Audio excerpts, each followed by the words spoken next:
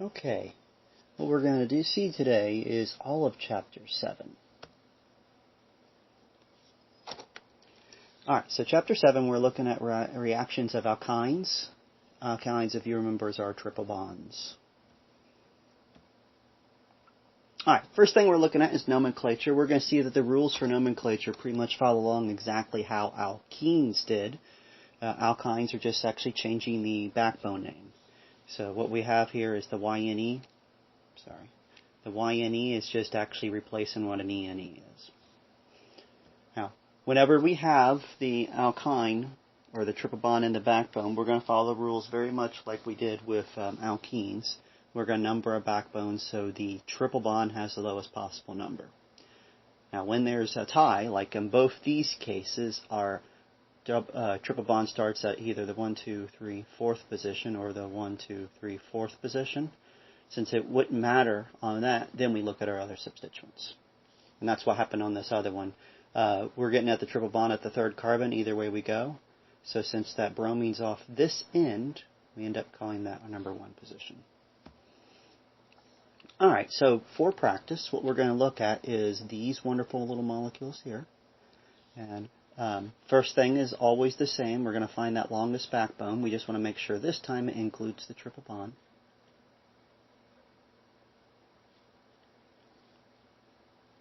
Alright, so we have 1, 2, 3 before we get to the triple bond, or 1, 2, 3. Alright, so we have a tie, so we look at our second set of things, the other substituents. Therefore, we're going to call this our 2 position. So we're going to have 5-bromo, 2-chloro, 2-methyl, hexyne, and we're going to put a 3 in the middle to specify where the alkyne is. So we could have actually done 5-bromo, 2-chloro, 2-methyl, 3-hexyne, but we're going to see that we're going to put it in the name sometimes.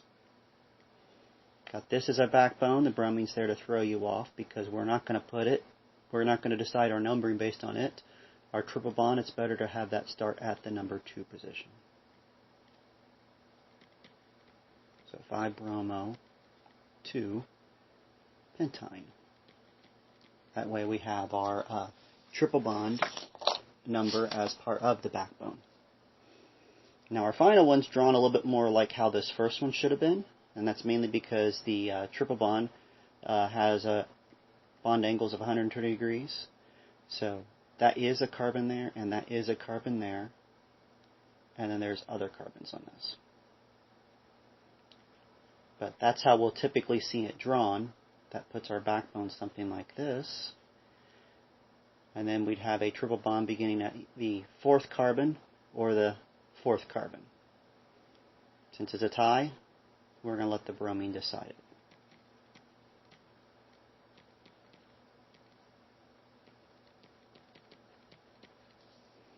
Two-bromo, 4-octyne would be our molecule.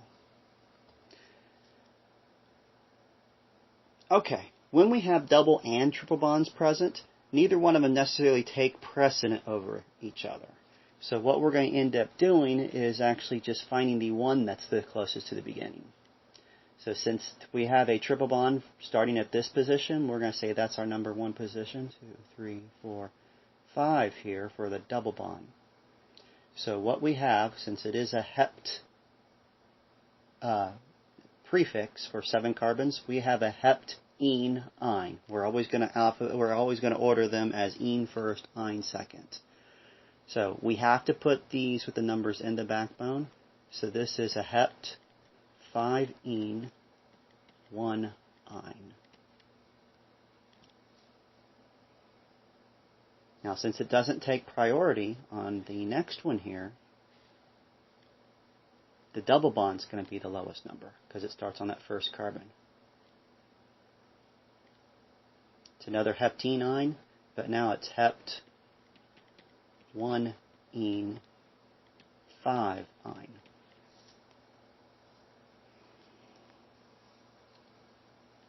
And on the last one there, since the double bond and triple bond must be the backbone, that is our backbone. Therefore, this thing is a substituent.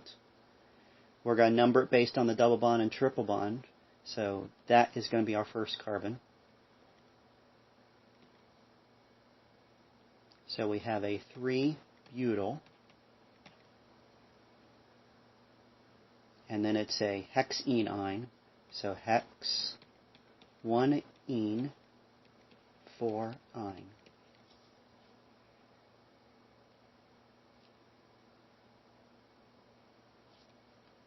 Alright. Now, next thing we're looking at in this chapter is the functional group priorities, and we're only focusing really on the ones that we've looked at so far. So far we've looked at double bonds and triple bonds. We've looked at nomenclature for amines and alcohols. Now we're leaving this up here because we're going to have a much higher priority. But basically what this says is when we actually name a organic molecule of multiple functional groups, the backbone name actually must include the one with the highest functional group. So, we're going to start with a simple thing. We've got nothing like an alkane. And if we do a double or triple bond in there, that becomes the last name. So what I just made down there, I took my butane and I turned it into 1-butyne. But if I come here and put an OH or an NH somewhere else in the molecule, since the OH has higher priority, that becomes carbon number 1. Always the higher priority is going to override the numbering. Now, we're going to add to this as we build up. Right now we have just the basic, the lowest priority ones. Now, I have this table. It's very incomplete, but it has the ones we have. And what we have on here is the suffix that we're going to use when it is on the backbone, and then a prefix we're going to use if we have to make it as a substituent. Now, we've actually done all of these prefixes down over here, and we'll be adding to these a little bit later on. That's basically what we're going to do if it makes more sense to have the OH as a substituent or the NH as a substituent. So we're going to expand on these prefixes, but right now we're looking at what happens in the order of things when we put multiple functional groups in a single backbone. So a great example of that right here. So what we have on this first one, we have our carbon backbone, and that includes the double bond and the OH in it. But since the OH is a higher priority, that's going to be our number 1 position. So what we have is a propenol. So it's a prop, 2-ene, 1-ol. We're having both of those substituents, or both of those backbone names in the name itself. Got another one of these, so it's an ene-ol. But we're going to have the OH at the highest priority. So it's the number, it's going to be closest to the beginning of the chain. So I actually have, in this case, have 4-methyl, pent, 3-ene, 1-ol. Now I do want to skip down to this one here because I want to show that the OHs don't always have to be at the 1. Both of these cases they were, but on this one down below, the OH isn't in the 1 position, but it still actually dictates how we number it. Since the OH is the highest priority, I want it to have the lowest possible number, so I'm going to start numbering at this end, and it's at the 2 position. So we have a hexenol, but this is hex, 3-ene, 2-ol.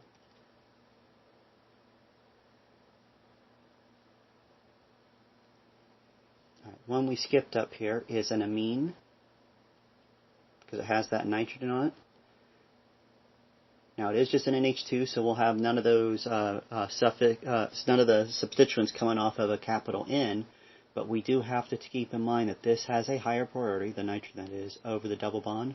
So that's at the 2 position, 3, 4, 5, 6. So we have a heptene amine. So what we have is hept 2, or sorry, that should be a 6.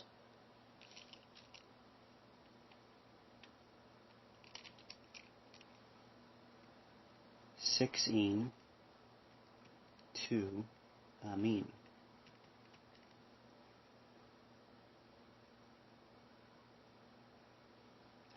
our two rings, the highest priority functional group will get the number 1. So in this case, that means the OH is the number 1. And then we're going to number it so we have the lowest possible numbers. I'm going to have my double bond start as 2, 3, 4, 5, 6. Alright, so our backbone is a cyclohexene all. So we just have a 6-methyl cyclohex 2-ene 1 all. Now, interesting, we'll sometimes see that called 6-methyl cyclohexene hex 2-ene all, because the 1 is actually somewhat dictated by the fact that it must be the number 1 position. On our last one here, the amine, I'm going to put that as the number 1 position, 2, 3. So I have a hexenamine.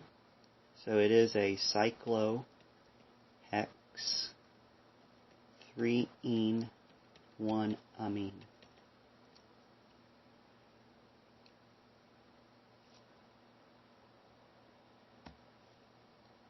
Alright. Last little weirdness that pops up. Since the double bond and triple bond have the same priority, when they're actually a tie, we actually have to have a tiebreaker. So what I mean by a tie, I either have the double bond starting at 1 or the triple bond starting at 1. Normally we would just actually go with the one that starts at the lowest value. In this case, it doesn't make a difference. So when there needs to be a tiebreaker, the alkenes take priority. So the double bond is the number 1 position. That's a 4. And this is starting at 6. So what I have on this case is a 4-methyl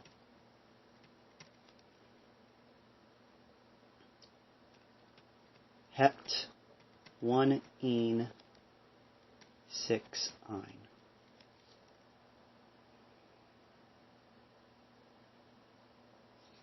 And my last one here, my backbone is the enol or einol, and we're going to put the OH because it has a higher priority at the lowest possible value.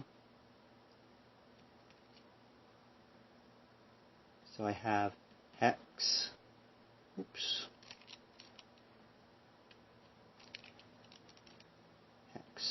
4-ine 2 all.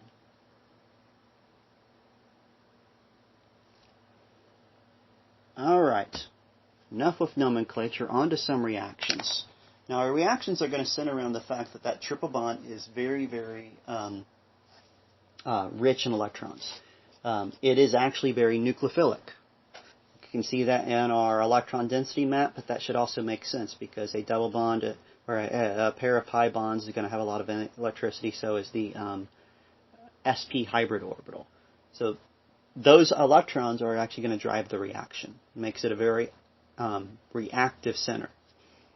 Now, when it actually reacts, we're going to find that it's actually slightly less stable than an alkene.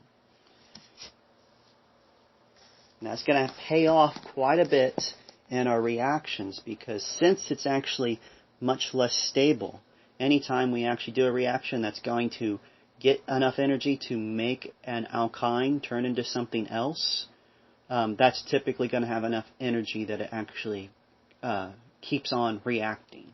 What I mean by that is it's very hard to turn an alkyne into an alkene, because since the alkynes are so much less stable, when you actually do one reaction that maybe turns it into an alkene, the conditions are ripe for the alkene to keep right on reacting.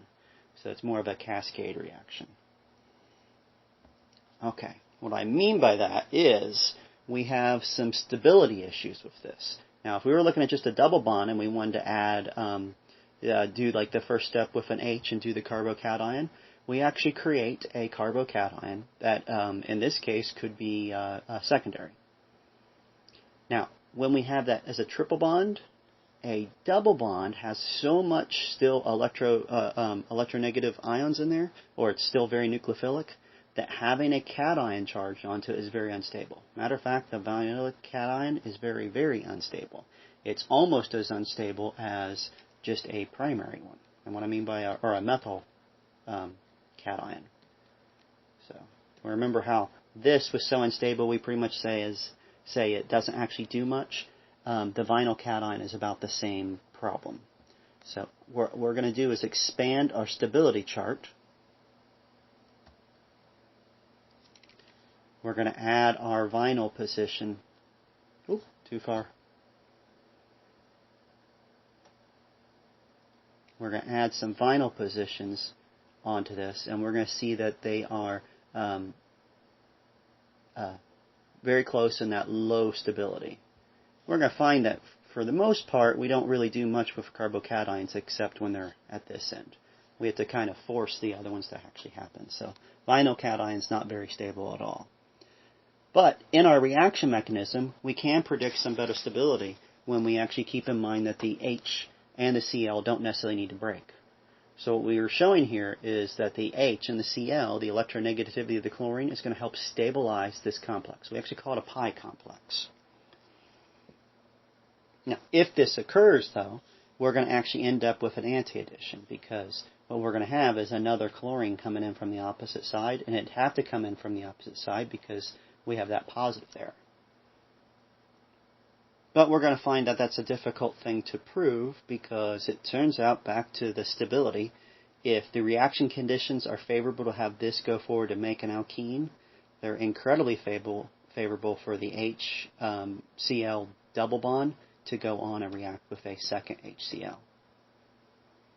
So what we're going to find is we really don't see this last, because another HCl is going to add to it. We'll put the H with the side with more H's.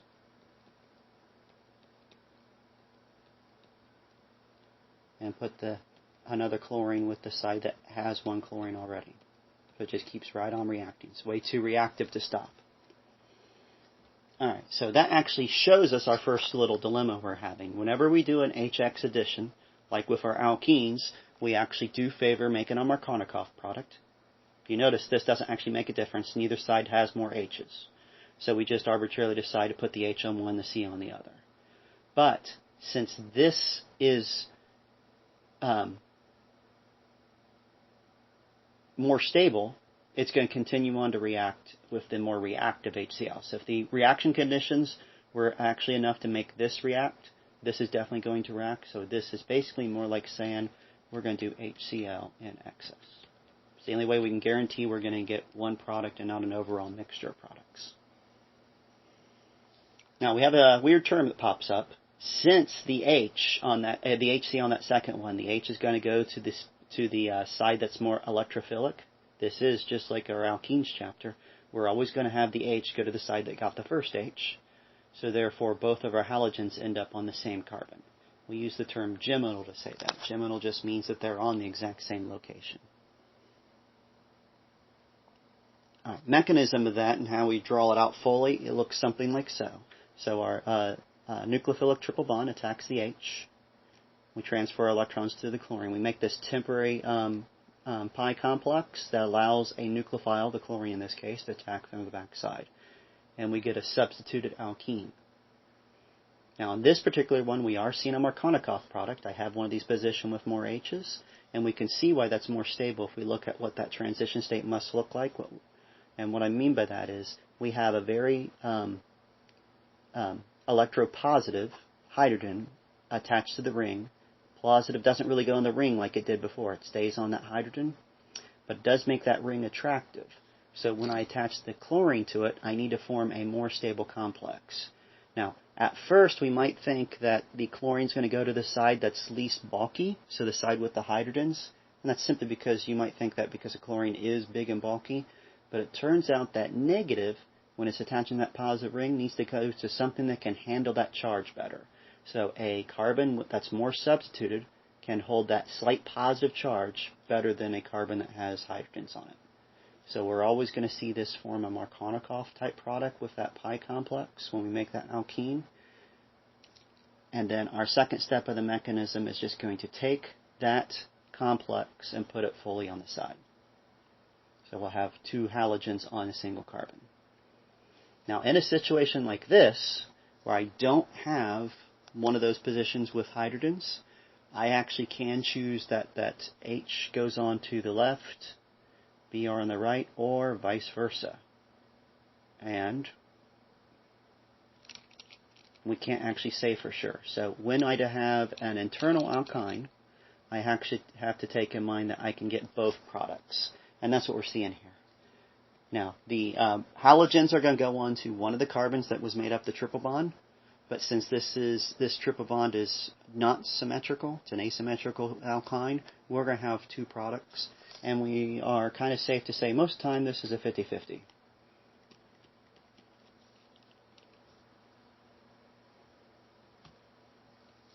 Alright, so that gets us our first reaction. I do show that in the middle of it we're actually starting to make a Markovnikov product to show that we make this, but we're going to actually see this most of the time as one arrow. It's going to say something about HX and XS. Alright, next one is the addition of just a halogen itself. This is comparable to what we saw with alkenes, but the same type of thing pops up here as it did with HX. We really can't stop halfway through. This thing is so unstable that when this happens, this is going to keep right on going and form the quad substituted halogen. And it doesn't matter what it does. It is actually the anti-complex. It's making the same type of pi complex as the HX did, but we're not actually going to see it actually stop midway through. So a better way to show either one of these is to just show your triple bond, show your halogen, and methylene chloride is the go-to solvent, and we can just say this is always going to be an excess. And what's going to happen is wherever that triple bond was, you're going to put halogens all around it.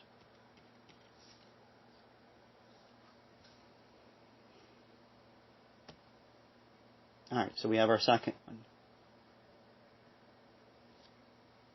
And just for practice, we're going to focus on this. Now, I have something from the book that shows the differences. Now, what the books wanted us to think about here on those, like on A and B, is to see that if we just add one equivalent of HBr, we're going to make a Markovnikov alkene. And it would be anti, so I'm going to have the H on one side and the Br on the other. And if it's an excess Br, the book wants us to realize that we're going to add the H's to the side with more H's, and the other side just gets double halogens. Now, there's only one problem with that. This second species is too reactive. So if I were to do this reaction with just a 1-to-1 reactant, so I'm going to write this down here. So if I had 1 mole of the alkyne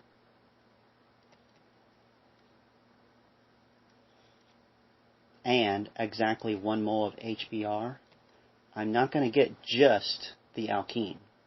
What I'm going to have is, yeah, there will be some out of the alkene,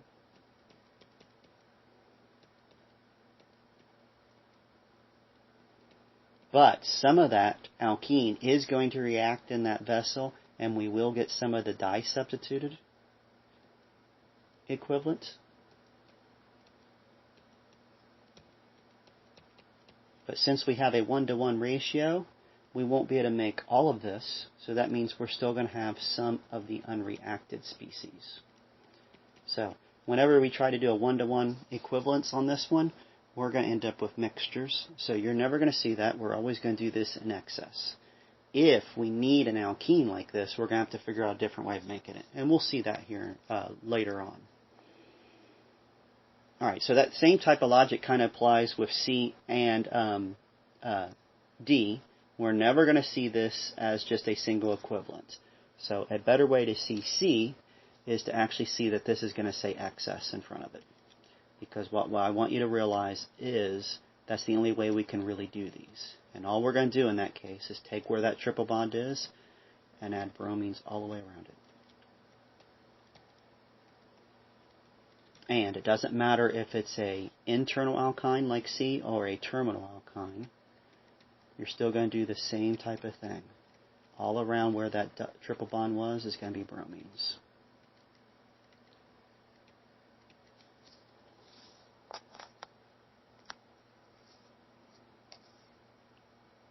Alright, now E and F, they are all excess. So what I want you to realize on the excess is we're going to make the first hydrogen go to the side that has more hydrogens. On both E and F, neither side have more hydrogens. So we have to look at what we have, because we're going to end up with mixtures if we have unsymmetrical alkynes.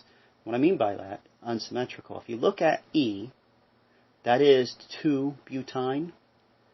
Doesn't matter if I go this way or from the other side. That is, the triple bond starts at the second position. What that kind of translates to is the only possible product I'm going to have is going to have hydrogens on one of those, bromine on the other. Or I'm going to have the mirror of that and put the bromines on the carbon on the left, the hydrogens on the carbon on the right. But either way, I end up with a 2,2-dibromo, because I'd start numbering on this end because of the substitution. Alright, but on F, I have the second carbon, or I have 1,2 third carbon. Since it's an unsymmetrical alkyne, I end up with 2 products.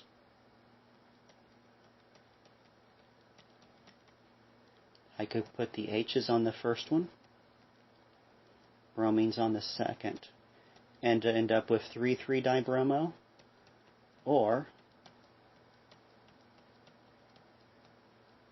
put H's on the second carbon and bromines on the first and get 2,2-dibromo. So watch out for those asymmetrical carbons, because we essentially get this as a 50%, 50%.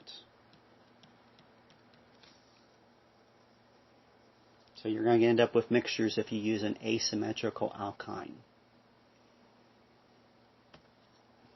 Alright, next reaction is equivalent to what we saw before. We're going to add water. Now we saw with our alkenes, if we add water, we needed an acid catalyst, and you made alcohols. Well, we kind of get the same thing when we use an alkyne. The water and the is actually going to be catalyzed with an acid. So we're going to put the OH with the side with the most stable cation, and the H with the side with the most H's. But that creates what we call an enol. And OHs attached to vinyl positions are not stable at all, and they will automatically rearrange on them by themselves to, we call it a ketone. This one actually is a ketone. Basically, that H is going to jump here, and the double bond is going to move up there. Now, what we're seeing there is what we call a tautomerism, or tautomerization. And basically, all that means is we can actually go back and forth quite easily. In this case, I have the H going here, and the double bond moving back up here. That one goes away. And almost every single case we're going to see is going to favor the keto form. Now, we really won't see any that favor the enol form until much later in the semester, but also all these are going to favor the keto form. So what this translates to is we actually never get to add a second OH. What's going to happen is, once we've done this, formed an enol by adding the H and OH to the triple bond, we're going to actually take that enol and convert it right to the keto form. Alright, so if we have a symmetrical alkyne, we can imagine we're putting the OH on one side and the H on the other. So the OH is going to be in the 1,2 third position. If I put it on the other side, it would have been the 1,2 third position. Doesn't make a difference, but what we're going to do is see that this enol completely changes to a carbonyl and makes a ketone. If I have an unsymmetrical alkyne, the O could have been on either side. So we're going to see that we get a mixture. Second position or the third position is where the carbonyl ends up. Alright, turns out we can't do this so easy if we have a terminal alkyne. Terminal alkynes just mean that we have that triple bond on the end. Turns out the enol form of that is not very stable. So getting it to happen, we have to use a catalyst. Nasty catalyst in this case is actually mercury sulfate. So we wouldn't really want to use this in the real world too often because of the mercury, but this is the only way we could make it happen. Now, we're going to form an enol, and we're going to get the ketone form. Now, here's the nice thing. We would have to worry on this because it's an unsymmetrical triple bond of the OH ending up on the first position. But it turns out the mercury sulfate makes sure that it actually only goes onto one side. So we don't get mixtures here. The mercury is going to actually form a complex at first, which allows the water to attach to our triple bond easier, and we get a mercuric enol. When the mercury comes off, we have our enol form, our keto form, that's actually going to end up always forming the O on the side that's most substituted. So, basic overall structure here is you're going to have a terminal alkyne, so I'm going to put an H, I can put an R there. You have the same ingredients as you would if you're doing just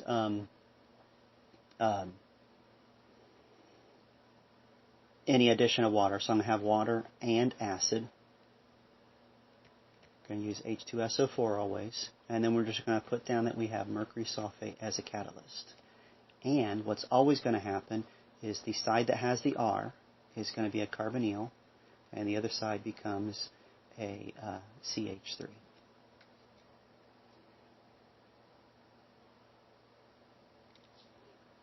Alright, if we want to reverse that, let's say I wanted this side to be the O. So I wanted that O to go to the outside. Well, if you notice, that's kind of like an anti-Markovnikov product. It turns out we have an equivalent of the boration from alkenes. It is hydroboration oxidation, just like we saw before. Matter of fact, the second step is the exact same thing that we saw with the alkenes. The only thing that's different is our reagent for the first step. Instead of BH3.THF, it's R2BH. Now, the R's can be just about anything. They're just alkyl groups that actually bulk up this a little bit more. It bulks it up, the THF, and we get the same type of thing where we're going to add an H and the B and the B to the other side. And then we're just going to oxidize off that B to an OH.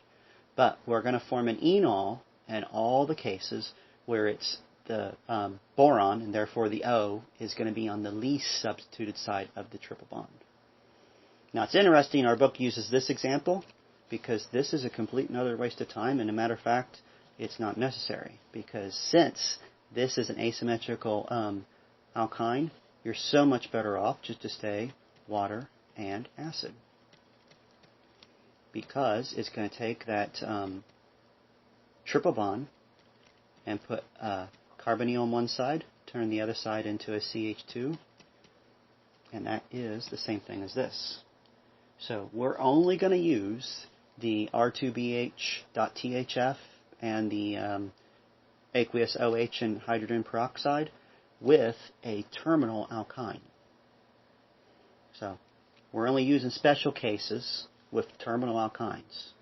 We have one terminal alkyne that we're going to use the mercury. Think of it as more of a catalyst, because these conditions are, the top conditions are the same as any time. We just have to use the mercury sulfate as a catalyst. And we're going to actually make an enol that's actually going to have the H on the side with the most H's. So we're always going to get a ketone. And if we actually use boron derivative, it's R2BH.THF. And then we have our aqueous hydroxide with hydrogen peroxide. We're going to make a enol that has the OH on the side with the most H's, and therefore it's going to get turned into an aldehyde when it goes through the tautomerization. Alright, so we got a couple cool things. We've actually seen how we can make keto groups. It's the first time we've introduced that, and we'll do some more reactions with those later on. But now we at least know how we can make some. Okay, we're going to practice this with a couple reactions. Alright, we want to take one butane and do acid catalyzation with water. Alright, so one butane, I'm going to do just the carbons. And we're doing acid catalyzed addition of water with mercury sulfate. Alright, we just, anytime we see the mercury sulfate, want to make sure it's necessary. I have a terminal alkyne, it is going to be necessary. But since this turns an alkyne into a keto, we're just going to make the most stable form of that keto. Therefore, the O is going on the more substituted carbon. The other side is just getting a bunch of H's. And I've been leaving them off, so I leave them off here. Now, the next one, it's still that 1-butyne, but now we want to do boration hydroboration, or hydroboration oxidation. So I got to add to my line because this is a two-step process. My first step is that R2BH.THF, and I'm always going to follow that up with step 2, which is aqueous hydroxide and hydrogen peroxide. And whenever we have these two going together, we're going to make that triple bond go away, turn it into a carbonyl, but the carbonyl ends up on the side that had the most hydrogens. So in this case, the end, the terminal end.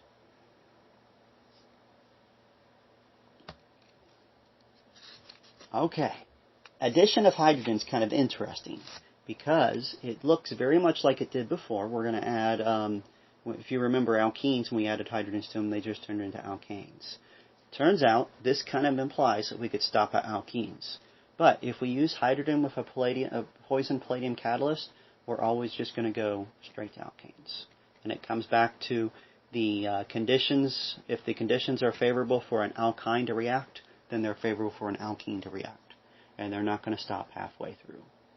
So if ever you actually just use that with the palladium and carbon catalyst, it's going to actually turn an alkyne into an alkane. There is, however, some ways to stop it at the alkene level. This and another step are the only way we're going to actually ever turn an alkyne directly into an alkene. Lanyard's catalyst is the first one we're looking at. Think of this as just a very special type of metal catalyst. It's poisoned. Your book does talk about what Lanyard's catalyst is, but there are a variety of them. So we're just going to use the name to refer to a catalyst that actually can stop an alkyne from reacting all the way to an alkane.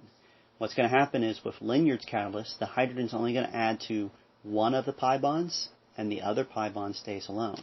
So we get a 2-pentene. So we turn a pentyne into a pentene. The neat thing is this addition's always syn. So you're always going to have the hydrogens added to the one side. That's going to leave us to cis in many cases. But remember, this could be E and Z as well, so watch out for how I name it. But we're always going to see the hydrogens added to one side and one side only. All right. There is a counterpart that actually does an anti-addition. It's sodium or lithium metals in liquid ammonia.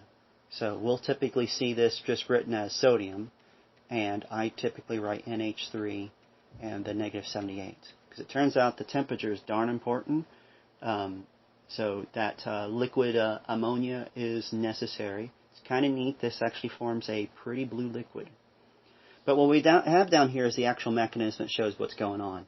Turns out the sodium reacts with its electron. So it's more like a free radical. That electron actually gets attracted to the triple bond, and we end up with a double bond that's actually something we call a radical anion. What that means is one of the carbons is going to behave more like an anion. The other one's going to be a radical. Obviously not very stable, but this anion part is going to be nucleophilic enough it can attach to the NH3. We're going to actually see the NH3 as acting a little bit like an acid because it's going to donate an H to the structure. We're left with an NH2 minus. So very strong conditions for that to be favorable because that's a very, very strong base. All right, the vinyl radical is what we end up with now. Now, where they come with this name vinyl radical is we have the vinyl group, which is the double bond, but it has a radical on one location. Now, we have another sodium metal. It's going to donate another proton or another electron to our vinyl radical, and it's going to make a vinylic anion. So another anion. We have a radical anion, then we get a vinyl anion. And this anion is going to do the same thing as before. It's going to deprotonate another ammonia. And we finally get our alkyne. Now, it turns out the structure here is very important to figure out why it actually always ends up with trans, and that's what we have on this next slide. Turns out those electrons are going to want to get as far away from each other as possible. The electron repulsion makes sure that those positions stay trans to one another. So because they stay trans to one another, both the times we add hydrogens, the hydrogens add trans. So that's important. The hydrogens add trans in this case. Alright, so that is our next thing to our table. We're going to actually be able to take our triple bond and turn it into just a double bond. We can get cis if we use Lanyard's catalyst. We can get trans or an anti-addition if we use sodium with the liquid ammonia. Alright, so some more practice. Alright, now the first one here is actually kind of easy because it's just hydrogen and palladium catalysts. Since we are always going to say this is always excess, there's never anything but that, all we're going to see is that's going to turn all of these carbons that are part of the triple bonds, it's going to put as many protons around it as it can. So each of those turns into CH2, the rest of this stays the same.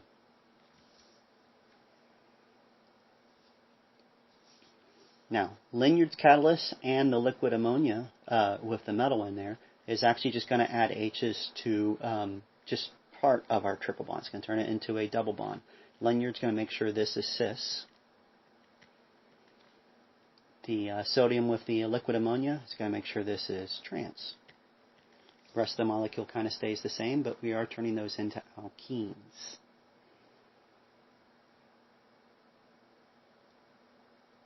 Alright, on D, we have our boron, so we have the hydroboration thing. So all we're going to remember is that's going to take our triple bond and put a carbonyl, or a carbon double bond into the O on the end. The other side becomes just a CH2. Now E, they're trying to say the same thing, but I really don't need any of this. Matter of fact, this won't do anything because I don't have a side with more hydrogens. So this would be much more useful if it had just said, instead of all that, we just said H2SO4 and water. Because we would end up with mixtures because we put an O on one side or an O on the other, but we don't need to actually do boration, hydroboration. It, matter of fact, doesn't give us anything different. And the final one is just that we just saw. So we do see that it is an asymmetrical carbonyl, so we do get mixtures. We're either going to have the carbonyl in that first position, and the other side is a CH2, or the first position becomes a CH2, second one's a carbonyl, and the rest stays the same. But F, we're getting mixtures. Okay, on to something kind of neat we can do. We just saw how the reactions we can do with alkynes. Now we're going to see how we can make some of them. Now we're going to play off something kind of cool. The pKa of that triple bond actually drops dramatically. We're still not acidic, but we're a heck of a lot more acidic than our alkenes or alkanes. So we can do something kind of cool. And a strong enough base, we can have the alkynes donate protons. Now that's very specific. The triple bond must have an H on it, because if we actually put our groups on either side, the pKa's go back to being close to alkanes or alkenes, because we don't necessarily have a guaranteed sp carbon and just an AR. So we really do need a terminal alkyne for this to be a situation we can take advantage of. And what I mean by advantage, turns out sodium amide, or just the amide ion, is actually a strong enough base that it will deprotonate that, and we make what we call an acetylide ion. It's just actually, the R doesn't matter what it is, but if we have a terminal alkyne, we can deprotonate it. Now, I can't do that with OH. Some books will show OH does do some, because it does actually make some of the acetylide ions, but we actually strongly favor the reactant, so it doesn't make much. So we will actually see this gets used as sodium amide a lot more often. Alright, where this kind of comes in handy is once we've actually deprotonated it, and once we actually put it in charge, we're actually a little bit more basic than ammonia. So what we have is this wonderful thing that we actually can turn that into a very strong nucleophile. This has that lone pair on it. And now what we can do is take an alkyl halide, Rx, and we can essentially have the R act as an electrophile to that nucleophile. So we just basically substitute that negative charge for whatever our group is. So it's kind of weird. We're going to make alkynes from smaller alkynes.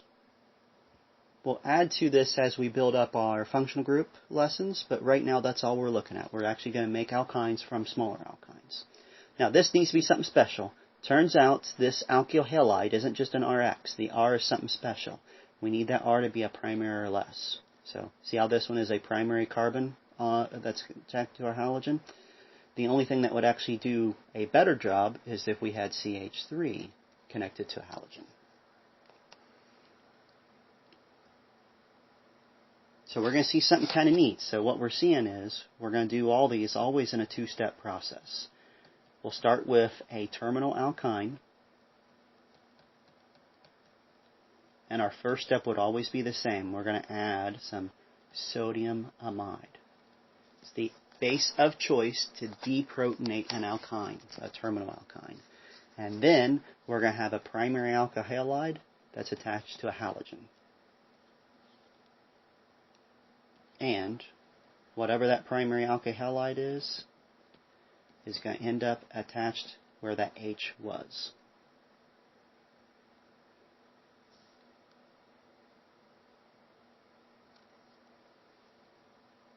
Okay. This is how something like that would look. Have that sodium amide, have a primary alkyl halide, now we get a longer chain. All right. Now that we can actually make some longer chain alkynes, and we can actually do some things with alkynes, we're going to start introducing multi-step synthesis. Now what I mean by multi-step is it actually is going to be multiple steps. Now these are going to get much more involved as we get further and further in, as we learn more and more reactions, but we're going to actually follow the same basic premise all along when we actually try to figure out what's going on. We're actually just going to use all of our reactions we have memorized and figure out how we can build it. Now this is kind of interesting. We're starting with 1-butene, and if you look, I have a keto. We're not going to be able to name this yet, but you notice it has 6 carbons. Alright, so when we actually want to take 4 and increase it to 6, and then put a carbonyl in there, we must be able to do that in multiple steps, because we haven't seen anything at all like that. Alright, so the book introduces a concept of thinking backwards. And the reason why they're doing that right now, and it does make sense right now, if you think about all the stuff we've introduced in this chapter, we've done a lot of stuff with that triple bond.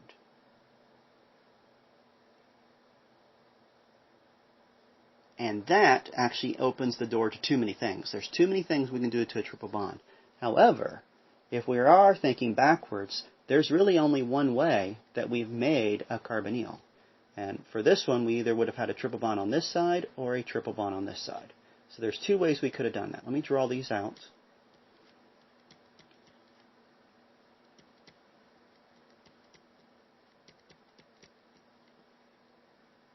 So if we had this alkyne, we could have done with our acid and the water.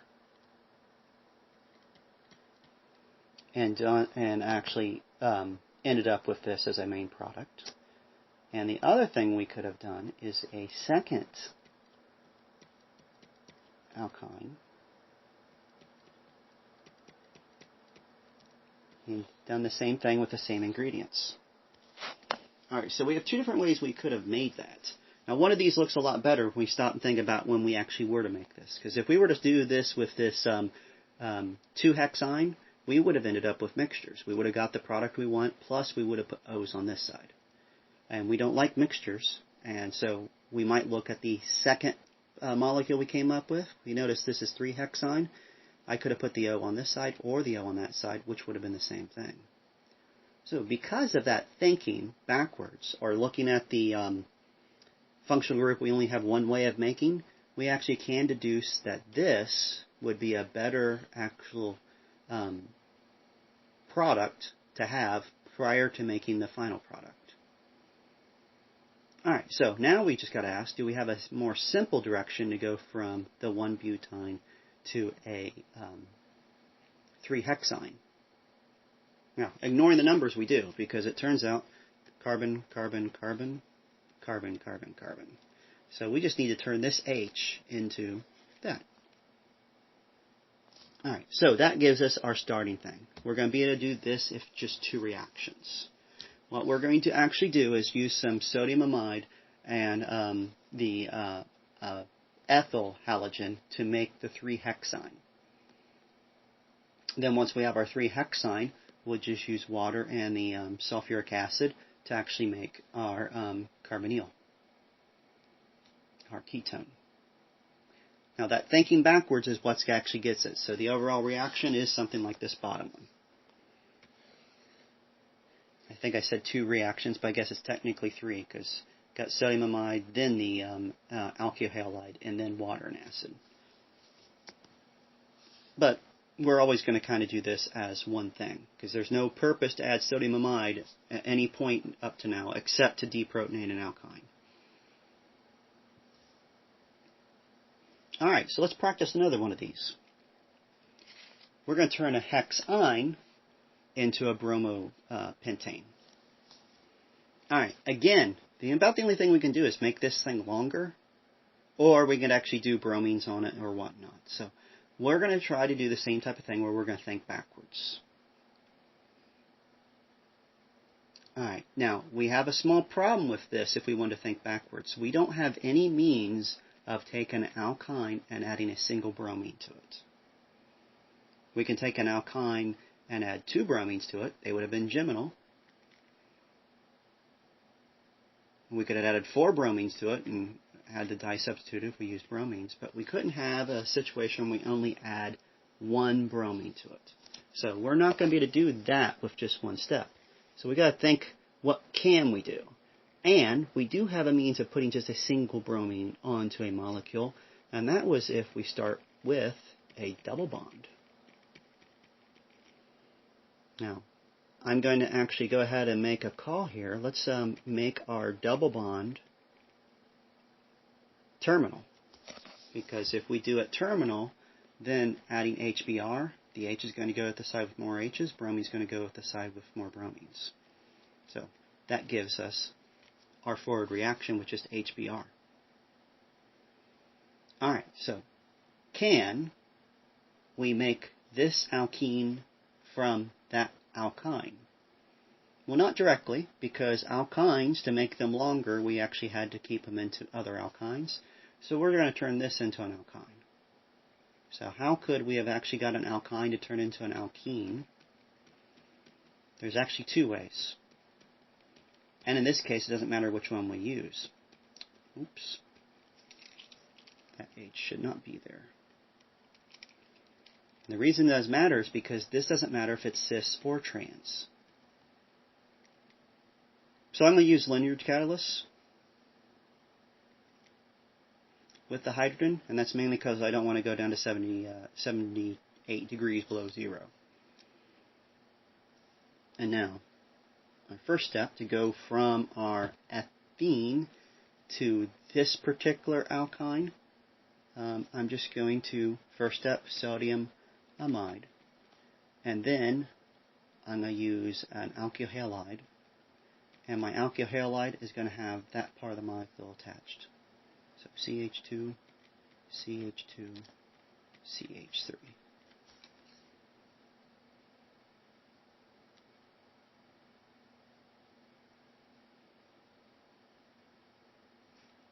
Okay, another practice. Alright, we're going to take an alkyl halide, and we're going to take a terminal alkyne, and we want to make this. Alright, here's something interesting. If we think about what's going on here, the only thing we could really do with these two is just take some sodium amide, deprotonate this thing, and then this other R would add to it.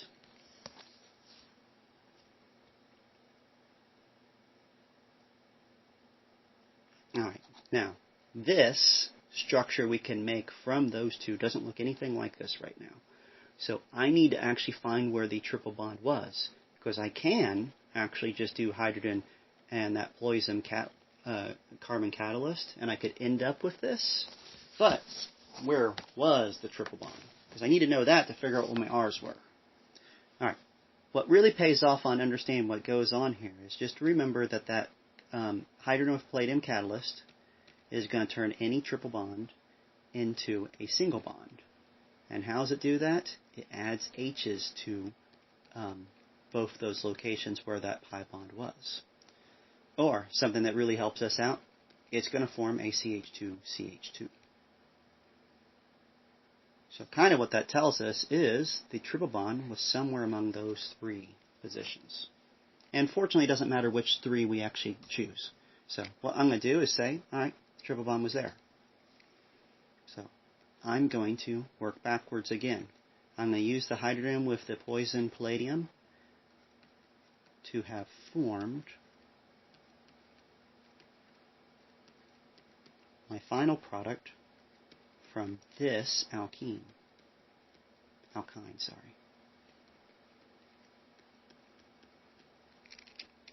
that should not be a 2. Oh.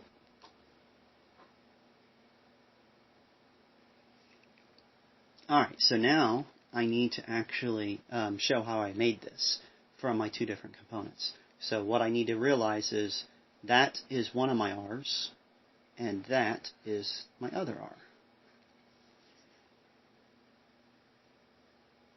Now you might think it doesn't matter, because I just need to add a, I keep bumping my keys wrong. You think it doesn't matter what my R's are, because I just need to actually connect one of these R's where that H was. But there's something about this one that's very important. If we remember, it said it needed to be primary or just a methyl halide.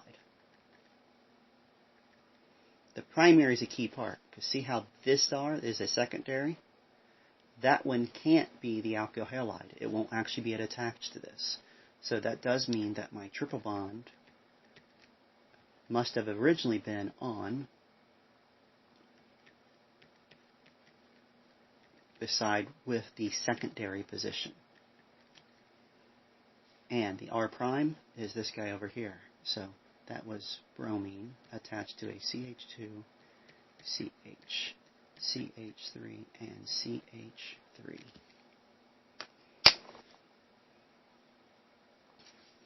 Alright, that gets us ready to do some more of the practice. Maybe we'll look at some of these in the class.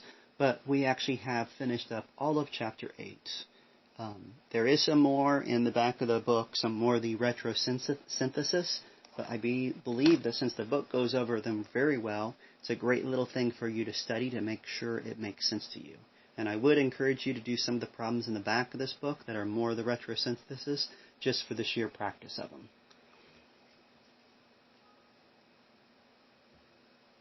And that concludes the recording.